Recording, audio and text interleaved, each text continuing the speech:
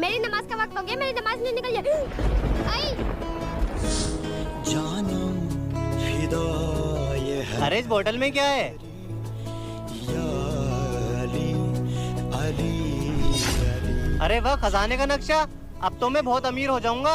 हैदरी या अली अली। अरे ये तो वही पेड़ है जो इस नक्शे में हैगा।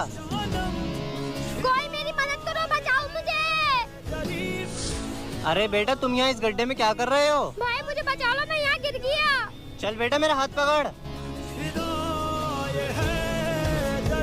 भाई ये रास्ता तो बंद है, आप यहाँ तक कैसे पहुँचे? अरे बेटा, मैं तो ये नक्शे, अरे मेरे हाथ में से वो नक्शा कहाँ गया? अल्लाह, मैं तो अपने घर से नमाज पढ़ने के लिए निकला था, तू ही कुछ मदद फरमा।